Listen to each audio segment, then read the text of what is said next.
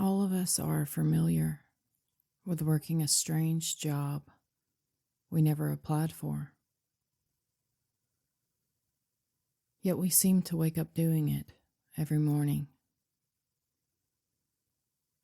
tracking how we are doing, how we are appearing in the world, how awake or unconscious we are allowed to be today. We watch thoughts, scanning for the unacceptable ones. We watch emotions, constantly judging whether they should or should not appear as they do.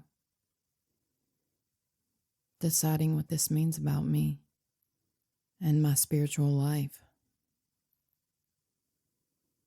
The job description is impossible. Keep everything under control. Fix what's broken. Improve what feels lacking. Stay safe, but also be authentic. Relax, but be vigilant. So even when there is sadness, there is a second layer that says, sadness is happening, and it shouldn't be. Or I'm either failing or succeeding at allowing it. Even when there's anger, there is anger about the anger. A meta commentary that turns a passing flash of red into sustained self-flagellation. This phenomenon is so intimate that it literally feels like who we are. This inner manager that constantly checks, edits, approves, and rejects. This is me, the one living this life. But underneath all that effort, something in us is so very exhausted. Not just from the intensity of feelings, but from the responsibility of having to grant or withhold permission from how reality innocently expresses. It feels like a sharp rock in your shoe, and you can't remember a time when it wasn't there, or how that might have felt. The manager isn't bad or wrong. It's natural. But there can be a sneaky suspicion that this role was never actually ours to carry in the first place. We commonly try all the usual upgrades to this inner manager, making it kinder, more mindful, more compassionate, more conscious. We learn techniques to greet each feeling with an energetic yes to whatever arises, to breathe into the discomfort, to practice radical acceptance. And all of that is practical and beautiful. But as we sensitively notice, we can see that we are still clocking in when the eyes open in the morning. I must be the one who allows my experience. I must allow thoughts. I must become the space for emotions to be. It's like being both the storm and the meteorologist at the same time. The rain is falling, and we are up there in the clouds with a clipboard, evaluating how well we are allowing the rain to fall. Of course, there would be an energetic burnout. and a longing to just stop trying to be so okay with everything. Sometimes we just can't lovingly hold our turmoil. Sometimes we want to slam the door and watch Netflix and forget about everything. And then, of course, we feel guilty for that too. So the manager morphs. Not only do we have to feel our feelings and manage our avoidance of them, but our spiritual judgments about our avoidance.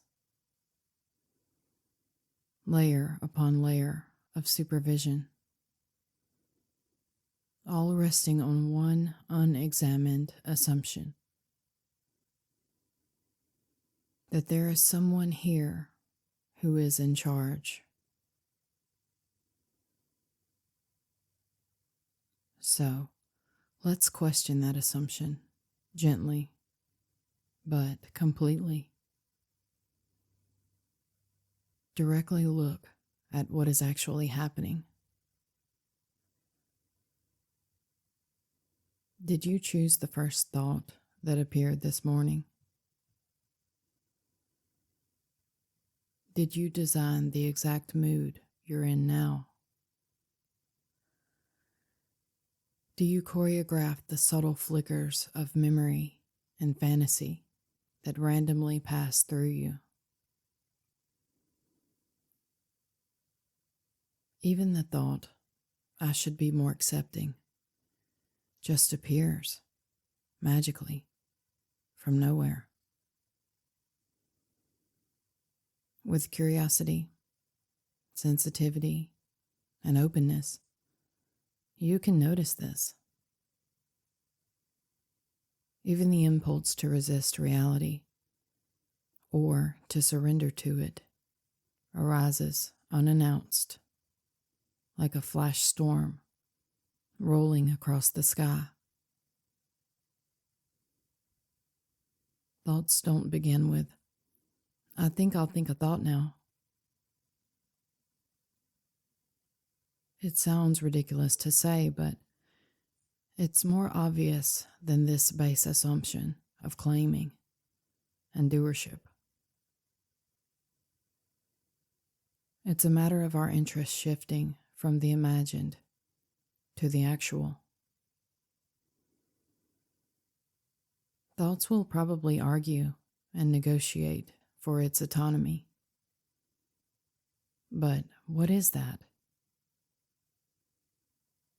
Just more symbols.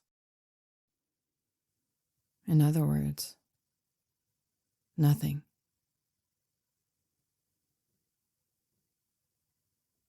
The feeling of trying to choose an impersonal view isn't what it seems. It's just another wild and free sensation, moving on its own. The hand reaches for the cup, and there's a very subtle, nonverbal, dissonant drone that, if it had words, would say, "I did that." But the body was already breathing, digesting, healing cuts, regulating temperature, without the need for someone to claim it. The line between what I control and what just happens can be unclear and can feel completely solid. It's a story told a millisecond after the fact, an interpretation layered onto a mysterious movement that is already underway. Not the entity that I am.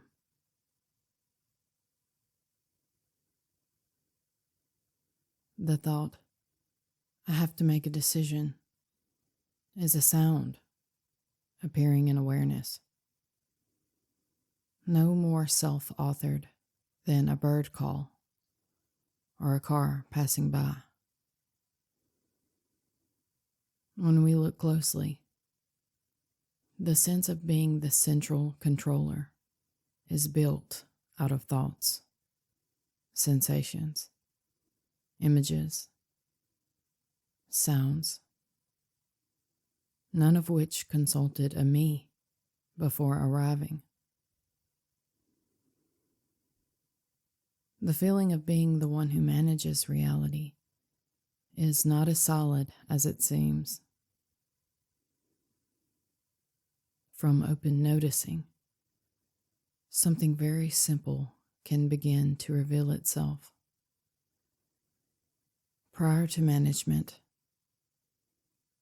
before welcoming or rejecting, there is already a field in which everything is appearing. Right now, sounds and sensations are appearing. Subtle emotional tones, images, micro tensions in the muscles, the sense of listening to this, all already here. None of them knocked on the door to ask for permission before they arrived. Reality has already said yes to them in the only way that matters, by being them, by showing up as this exact probability of expression. As seekers, we usually think of allowing as a way of relating to our experience. But notice, what arises is already happening before the idea, I should allow this, appeared.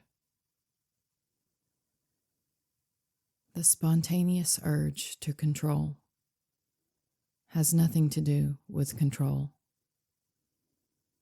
and it appears inside the same open space as the sound of the heater, the weight of the body, the memory of yesterday, the most fierce resistance, and the most surrendered acceptance arises in and as this boundless timelessness. Radical acceptance isn't a stance that I, the awakening one, will now allow everything. It's the simple recognition that permission is built into appearance itself. Whatever happens to be arising is already completely included in the fact that it is allowed to exist. There is no second threshold it must pass to become allowed. Even the feeling, this should not be happening, is inseparably woven into what is happening. A thought that can only seem to stand apart, to know and manipulate what is. How can what is change what is?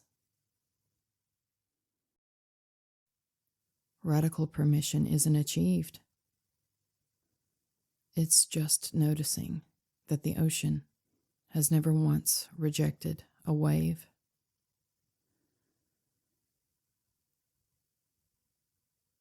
A thought may claim, okay, but I still have to be the one who sees this, to live from this radical permission. So I just need to maintain that understanding. I have to get this right. This is the last job description of the manager, the spiritual gatekeeper.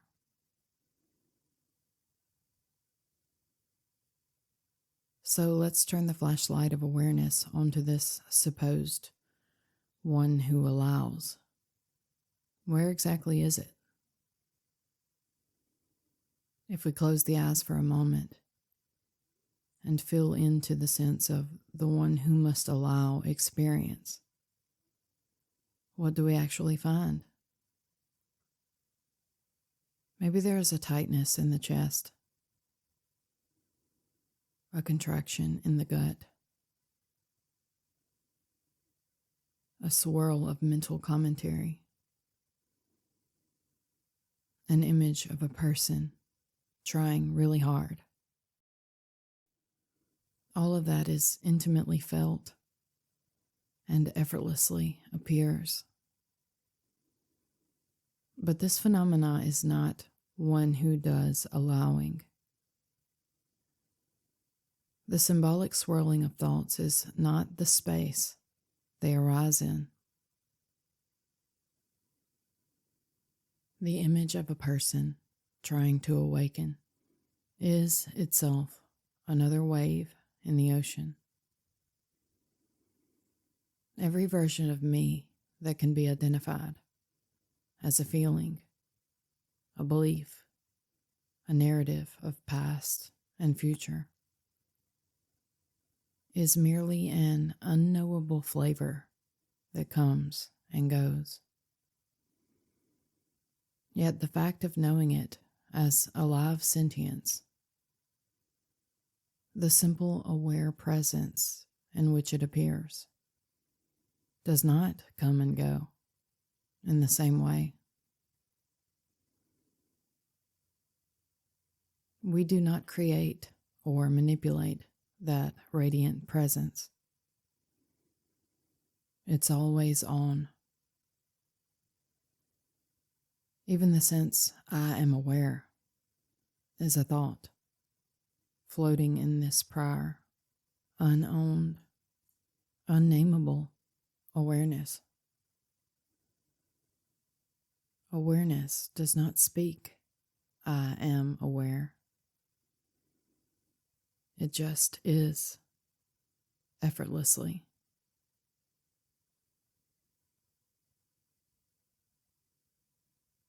So the one who believes it must grant radical permission turns out to be just another cloud in the sky. Not the source of the heavens. And what is the sky? This open, wordless knowing that is hearing these words, feeling this body, witnessing doubt appear and disappear. It is not separate from the body, or the room, or the world. It is not somewhere else looking down at you. It is exactly this aliveness, this immediacy, without a center and without an edge.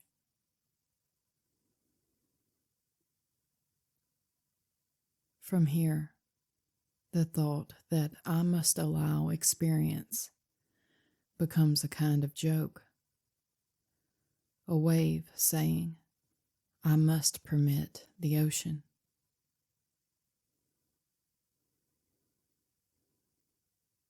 Resting as being has never depended on a repose at all.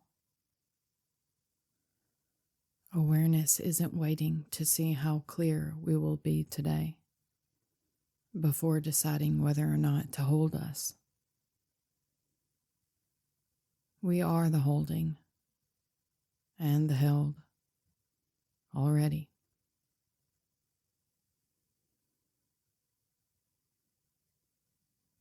What is life like when this is recognized? When there's an organic shift in where we imagine will comes from. Feelings appear, shame, grief, dread, confusion. But now there is a sense that the feeling is already completely included before any practical balm is applied, which is also included. We might still try to escape the discomfort. Scroll, eat, talk, distract, contemplate. All of that too is already fully this, already allowed, exactly as it is. Radical permission isn't dependent upon what appears, or whether there is an approved expression labeled permission. It is about seeing that what appears has never had the power to exile anything from what we are. We may still set boundaries, have passions and preferences.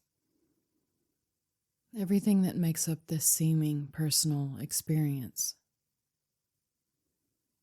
Life continues to move intelligently, responding to conditions, learning, adapting. But underneath the dance of life, there's no longer the same sense of a separate judge, trying to manage reality from the outside of it. There is simply life living itself, with every apparent choice included in the one seamless movement. In that, there can be a strange mix of humility, because it's obvious that there's no separate self, and power, because what we truly are is not a tiny manager inside the unfolding, but the boundless field in which all unfolds. If this sounds too abstract, good. That's because it is. Come back to what is direct, right now. Notice whatever's most prominent in your experience.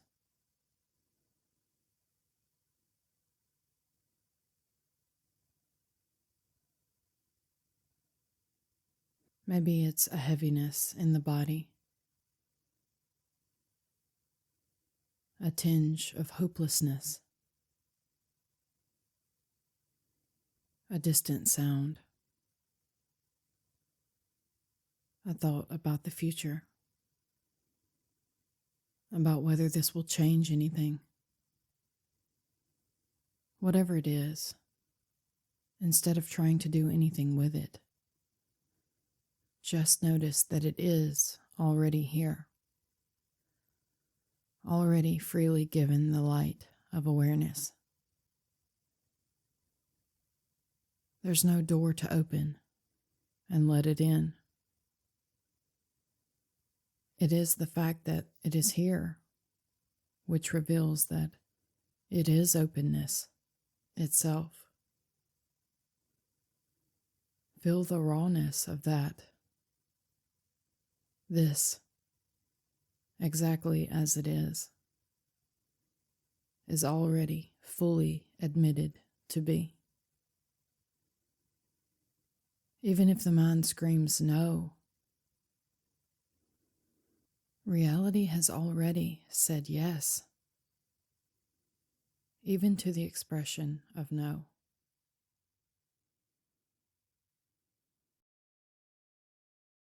Resistance can be seen in this clarity.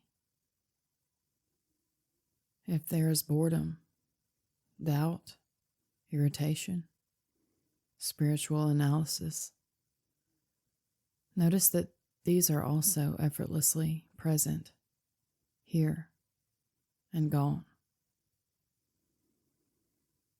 We can't step outside of awareness to evaluate what it appears as and whether it's approved of. The evaluation is another wave made of freedom. The endless self-monitoring. Am I getting this right? Am I failing? Is just another weather pattern. And like all weather, it comes and goes in a sky that does not. There is no stopping the rain, but we can recognize the sky. It isn't required that we believe all is consciousness and I am that, or to understand that there's only emptiness and I am not. Those will never be anything other than thoughts. Here, now gone. It's so much more simple than that. It's already. Notice that whatever version of myself appears, confident, lost, peaceful, triggered, is how this appears right now. And that the capacity to notice it is never damaged by what it notices. The capacity that is already open radiance is what is meant here by radical permission. It does not negotiate. It does not bargain. It does not keep score. It shines as all. It is as available in panic as in bliss, as present in the grocery line as in meditation. It is not personal. It does not belong to a name or a history. And yet, it is more intimate than anything we have ever called me. Because everything we have called me has changed and will pass away. But this has always been and will be here for every change.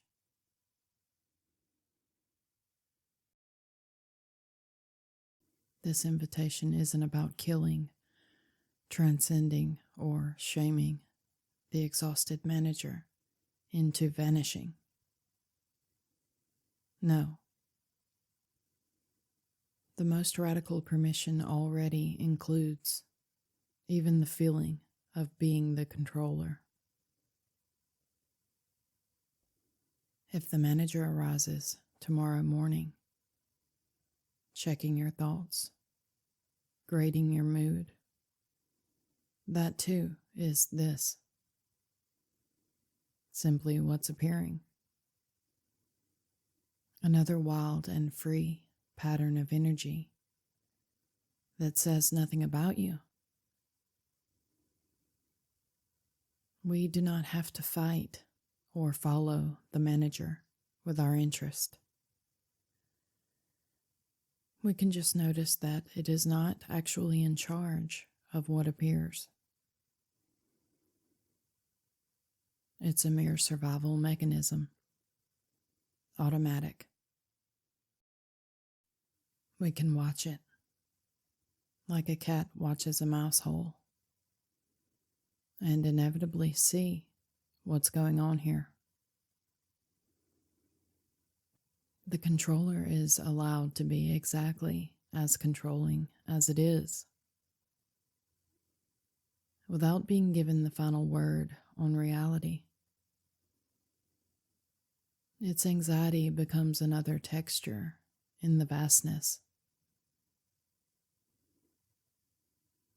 In a way, this is the deepest kindness we can offer ourselves. Simply showing the manager that it was never single-handedly holding the universe together. Life does not fall apart when we stop gripping it so tightly. It was never being held up by our grip in the first place.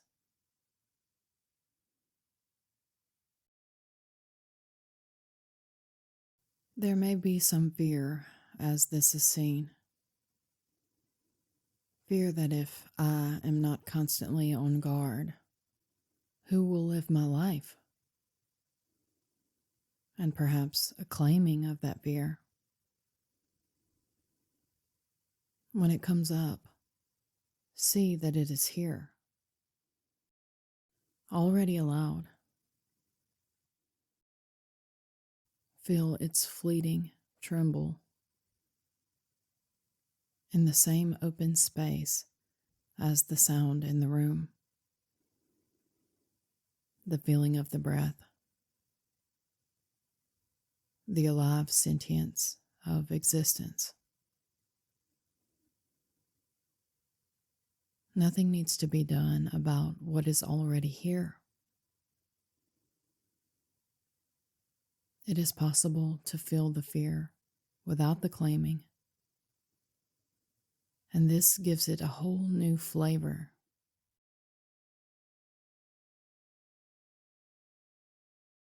What is this without the claiming assumption? Notice how life mysteriously continues without your claims, all by itself. Sensation, thought, emotion, the sense of the body, whatever it's doing, it appears as a spontaneous, dynamic flow, already moving, breathing, and pulsing. There is no separate someone standing outside of this, authorizing what should and shouldn't be. Just a very convincing and persistent thought. There is only this seamless rainbow ocean happening, appearing as you, as me, as everything.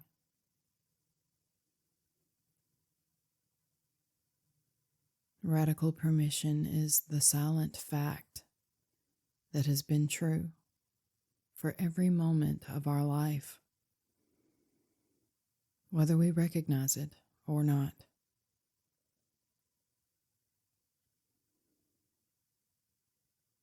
So, whatever appears next, confusion, clarity, distraction, peace.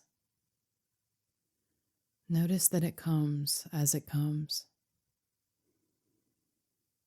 That even though it can be no other way, it's already shifting into the next form, ever fresh and new. The invitation is only to see that this has always been the case, and that we simply can't be the struggling manager of this flow, because that is imagined. We are the open, edgeless presence in which flow appears. Here, nothing is left out. We can't point to anything that isn't this. Even the sense of separation is already embraced. Already here. Without effort, Everything is held in this radical permission.